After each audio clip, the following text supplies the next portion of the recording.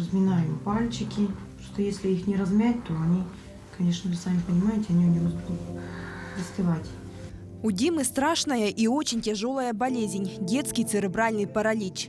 Когда мальчику поставили такой диагноз, ему было всего 6 месяцев. Это первый ребенок Елены, долгожданный и любимый. У ребенка нет детства, а он очень-очень этого хочет. Димочка, сколько у меня есть сил, столько мама и будет с тобой заниматься. Я очень хочу, чтобы ты был у меня здоров. Из-за диагноза подросток не говорит, не ходит и самостоятельно не ест. Ему необходим постоянный присмотр.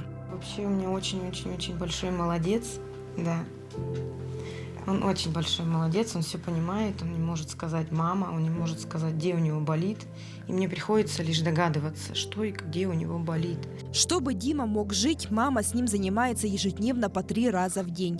Обязательно зарядка, растяжки и массаж. Благодаря поддержке неравнодушных в этом году Елена с сыном смогли пройти реабилитацию в Анапе.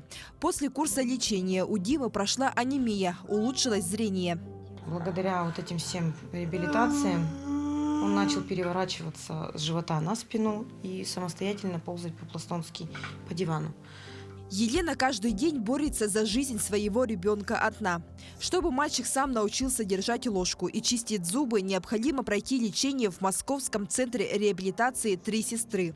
Сейчас Диму с мамой уже ждут в клинике, но сумма неподъемная для нее. Одной пенсии и выплат едва ли хватает на питание и памперсы. И он очень хочет жить.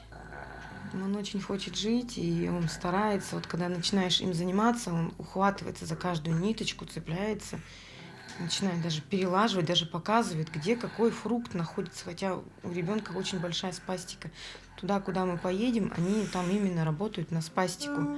То есть они нам снимут вот это все напряжение. Этого сделать самостоятельно не получится. Здесь нам тоже не помогут. Это нужно профессионалу. Специалисты Московского центра уже более 10 лет помогают детям с врожденными заболеваниями. Ставят их на ноги и лечат даже самые сложные диагнозы. Но лечение платное. А найти такую огромную сумму в 592 тысячи рублей семье не под силу. Помимо этого, необходимы средства для перелета и проживания в столице. Всего порядка 700 тысяч. Нам дали отсрочку до 14 декабря, а потом место уйдет просто за другим ребенком. Я веду этот сбор уже с сентября месяца. Желающие оказать финансовую помощь Диме Никитину могут отправить средства по указанному номеру телефона на мобильный банк или по реквизитам. С миру по нитке поможем мальчику встать на ноги. Светлана Амосова, Джулус Иннокентьев, Якутск.